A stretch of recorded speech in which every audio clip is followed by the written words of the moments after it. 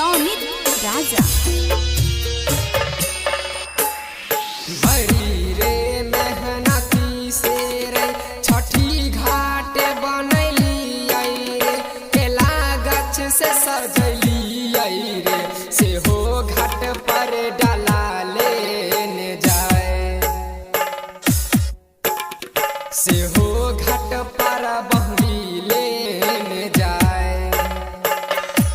अरे भैया बड़ा रे जतना से रे छठी घाट बनैली रे, केला गाछ से सजैली रे, से हो घाट पर डाला लेने जाए, से हो घाट पर बहुरी लेने जाए, से हो घाट पर दौरा लेने जाए।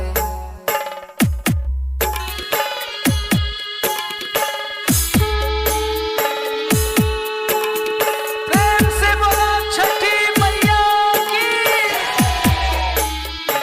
म्यूजिक बाय नवनीत राजा।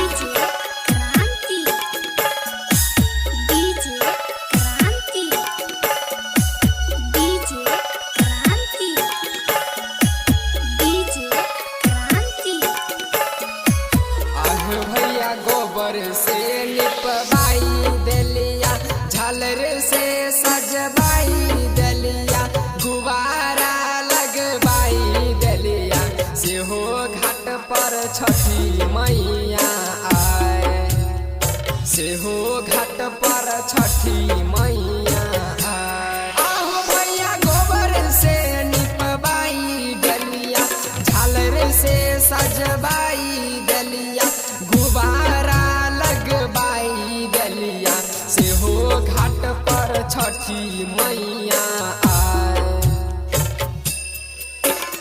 से हो घाट पर छठी मैया आए, से हो घाट पर बंगी लेने जाए।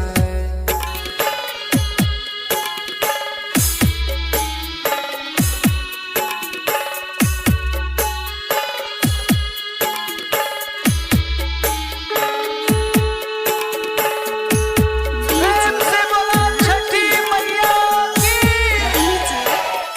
की। म्यूजिक बाय नवनीत राजा।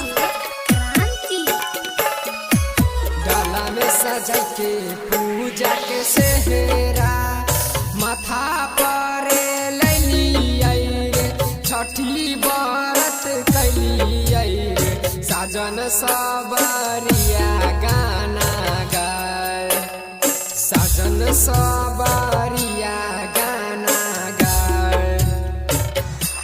अरे भैया डाला में सजाई के माथा पर लैली रे, छठी व्रत कैली रे, से हो माई दर्शन दिखाए,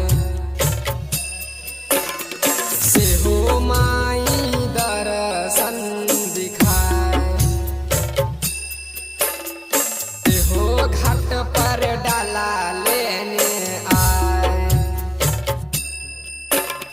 से हो घाट पर बहंगी लेने आए। Vaishnavi recording studio अखतवारा।